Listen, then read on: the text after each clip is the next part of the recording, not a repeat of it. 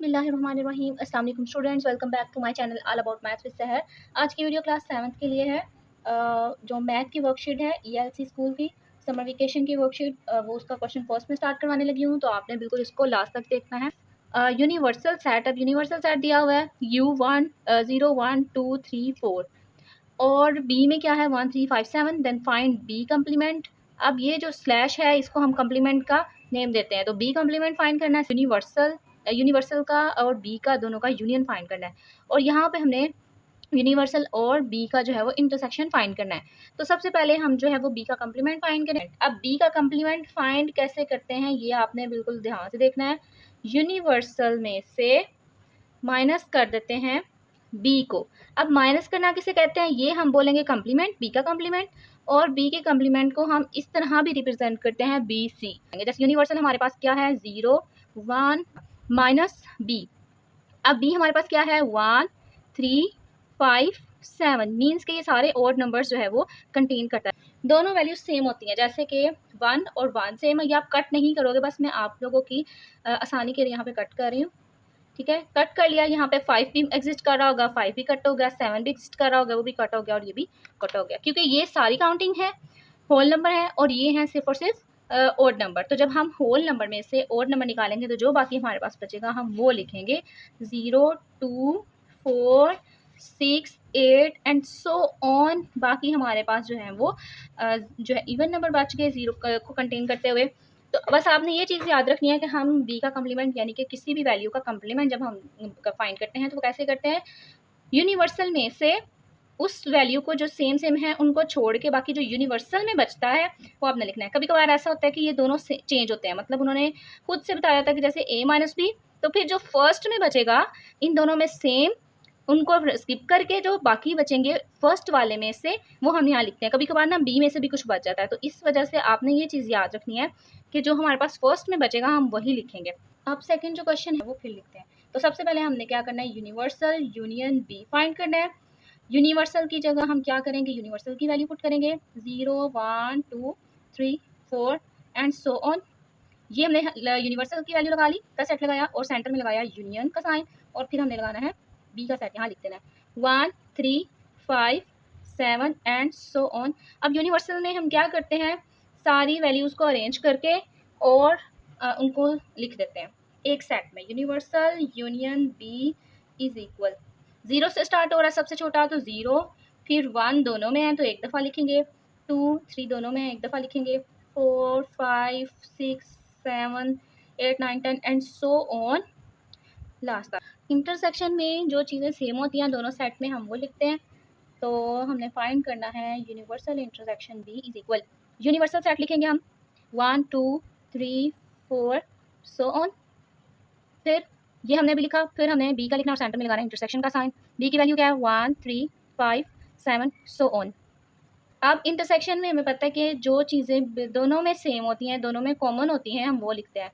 तो क्या क्या कॉमन है, 0 इसमें है, सेकंड में नहीं है, 1 1 सेम है, 2 भी 2 इसमें है, इसमें नहीं है, तो 3 हम लिखेंगे, 5 7 यानी कि हमारे पास सारी इसमें से ओड वैल्यूज़ जो हैं वो कंटेन करेंगे, 7 9 एंड सो ऑन। जितनी भी लास्ट तक ओड वैल्यूज आ जाती हैं उसमें हमारे पास ये इंटरसेक्शन की वैल्यू है। पार्ट इसका स्टार्ट करते हैं, उसमें फिलिंग द ब्लैंक्स है 2, तो वो हम करते हैं। सबसे पहले देखा जाए तो क्या हमारे पास Z is equal so on -3 -2 -1 0 1 2 3 and so on, यानी कि ये इंटीजर वैल्यू दी हुई है।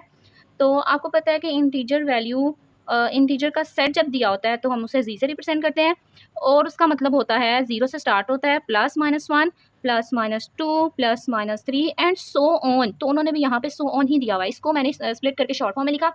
अब आपने देखना है कि जब हमारे पास किसी भी इनफाइनाइट सेट का कार्डिनल पूछा हो तो हम जो है वो आंसर में ये लिखेंगे कि अनडिफाइंड। जब हमारे पास कोई सेट ऐसा होता है, जैसे यहाँ पे मैं ए लिख लूँ और वॉवल वर्ड्स लिख लूँ AEIOU, तो हमें पता है इसका कार्डिनल जो है वो कितना है 5, तो हम यहाँ पे सिंपली 5 लिख देते हैं। लेकिन जब आती है ना कोई इनफाइनाइट, इसको अनडिफाइंड भी कह सकते हैं और इनफाइनाइट भी, ठीक है। तो ये इनफाइनाइट हो गया, तो हम यहाँ पे लिखेंगे नॉट डिफाइंड, या हम ये लिख सकते हैं the cardinal of G is not defined, not define या अनडिफाइंड, ठीक है। आप इधर कुछ भी लिख सकते हैं, लेकिन ये डिफाइन नहीं हो। वो is a multiple of 5 less than 100। अगर हमारे पास कोई भी मल्टीपल हो, ऐसे नंबर्स हों जो 5 के मल्टीपल हों और वो 100 से छोटे हों। अगर मैं 5 का टेबल जो है वो 10 तक पढ़ती हूँ, तो मुझे पता है कि 10 मुझे डिजिट मिल जाएंगे, 10 नंबर्स तो यहाँ से ही मिल जाने हैं 50 तक। फिर अगर फर्दर मैं 55 को मैं 11 से करूँ तो 55 आ जाएगा, एंड सो ऑन। जब मैं 5 को करूँ 10 और 20 तक, तो हमारे पास क्या आया, 100 आ गया, ठीक है। लेकिन अब हमें 100 से काम चाहिए, यानी कि 10 ये हो गए और 10 ये हो गए, 20 टोटल 20 बन रहे हैं, लेकिन 20 जो है वो 100 तक बन रहे हैं। सो हम क्या करेंगे, एक काम करके 19, तो हमारे पास 19 हो गया। यहाँ पे number of cardinal of A is 90। Third question है, थर्ड क्वेश्चन में भी सेट्स दिए हमें 3 और फाइंड हमें क्या करना है, प्रूव क्या करना है, then prove the associative property of intersection of sets. अब एसोसिएटिव प्रॉपर्टी जो है वो हमने फाइंड करनी है। ए सेट दिया हुआ है, बी और सी दिया हुआ है, तो हमने एसोसिएटिव प्रॉपर्टी जो है वो 3 सेट पे ही अप्लाई होती है। तो हमने अब करना क्या है, एसोसिएटिव प्रॉपर्टी आपने कैसे लिखनी है। एसोसिएटिव आपको पता है कि एसोसिएटिव में 3 सेट्स यूज होते हैं, और करना कौन सा हमने, एसोसिएटिव प्रॉपर्टी ऑफ इंटरसेक्शन। तो आप सिंपली क्या करोगे, A intersection B intersection C is equal A intersection B intersection C. देखें बिल्कुल सेम सेम है, कोई भी इसमें फ़र्क नहीं है। तो अब बस आपने क्या करना है, ब्रैकेट लगानी है। आपने पहले 2 में ब्रैकेट लगाएंगे इस तरफ से, और जब हमारे पास राइट हैंड साइड है उस साइड पे आपने क्या करना है, ए और इंटरसेक्शन को छोड़कर जो बी और सी है उनकी साइड पे, उनके राउंड पे आपने ब्रैकेट लगा देनी है। Taking left hand side B intersection C. अब आपको ये पता होना चाहिए कि सबसे पहले हम ब्रैकेट को सॉल्व करते हैं। तो हम यहाँ से ये पिक कर लेंगे। यहाँ पे सबसे पहले ए की वैल्यू पुट करनी है, जो ए का सेट है 2 3 4 5 6 8 एंड 10। सेंटर में जो इसका ऑपरेटर है वो लगाएंगे, यानी कि इंटरसेक्शन, और फिर लगाएंगे बी का सेट 3 5 6 9 10 एंड 15।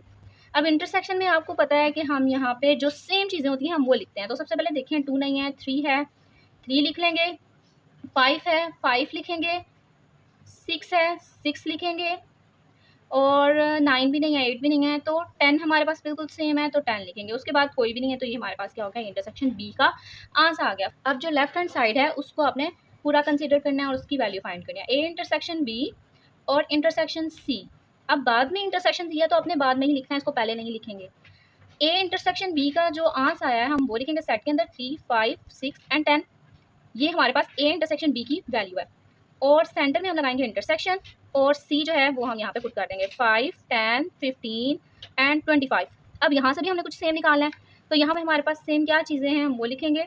3 भी नहीं है, 5 है तो 5 लिखेंगे, देन 6 भी नहीं है, 10 है तो 10 हम यहाँ पे लिख देंगे। उसके अलावा और कोई भी कॉमन चीज़ नहीं है। तो ये हमारे पास लेफ्ट हैंड साइड का आंसर आ गया। टेकिंग राइट हैंड साइड, और राइट हैंड साइड में हमारे पास क्या है, हमने ये लेफ्ट हैंड साइड ये थी और राइट हैंड साइड अब ये है, A intersection into B intersection C. तो जैसे कि रूल है कि हम पहले ब्रैकेट को सॉल्व करते हैं, तो पहले ब्रैकेट में देखा जाए कि वो क्या है। तो ब्रैकेट में हमारे पास है बी इंटरसेक्शन सी, तो पहले बी हम यहाँ पे लिखेंगे 3 5 6 9 10 एंड 15। इसके बाद सेंटर में हम ऑपरेटर लगाएंगे इंटरसेक्शन का, और फिर उसके बाद सी 5 10 15 एंड 25। जो चीज़ें कॉमन है इनमें, जो नंबर्स हम वो लिखेंगे। 3 कॉमन नहीं है, 5 है सेम सेम, 5 लिखेंगे, 6 भी नहीं है, 9 भी नहीं है, 10 है, तो 10 के बाद जो है एक और नंबर हमारे पास मैच कर रहा है 15, और 15 यहाँ पे हम 15 लिख देंगे एक दफ़ा। हाँ क्या है, आप बिल्कुल भी ऐसा नहीं कर सकते कि बी इंटरसेक्शन सी पहले लिख दें, वो सिर्फ और सिर्फ इसमें होगा क्योंकि ए इंटरसेक्शन बी पहले था और बाद में सी, इसलिए हमने जैसे हमारे पास अरेंजमेंट आ रही थी हमने उस तरीके से किया। अब राइट हैंड साइड में अपने अरेंजमेंट के अकॉर्डिंग करना है। पहले आ रहा है ए इंटरसेक्शन बी, तो आप सारा यहाँ से ए इंटरसेक्शन बी और बी इंटरसेक्शन सी सारा सेम एज इट इज़ लिखेंगे। अब आपने जब सेट लिखना है तो तब भी आपने ध्यान रखना है कि ए हमारे पास पहले है, तो आप ए का ही सेट लिखेंगे। 2 3 4 5 6 8 एंड 10। सेंटर में इंटरसेक्शन का साइन, और बी इंटरसेक्शन सी का जो ब्रैकेट में हमने आंसर लास्ट में निकाला था हम वो लिखेंगे 5 10 एंड 15। अब इनमें जो सेम है हम वो लिखेंगे। 2 भी नहीं है, 3 भी नहीं है, 4 5 सेम है, देन 6 भी नहीं है, 8 भी नहीं है, 10 सेम है, और इसके अलावा कोई भी वैल्यू कॉमन नहीं है। तो अगर देखा जाए तो हमारे पास लेफ्ट हैंड साइड और राइट हैंड साइड का आंसर बिल्कुल सेम आया, बस हमने यही प्रूव करना था।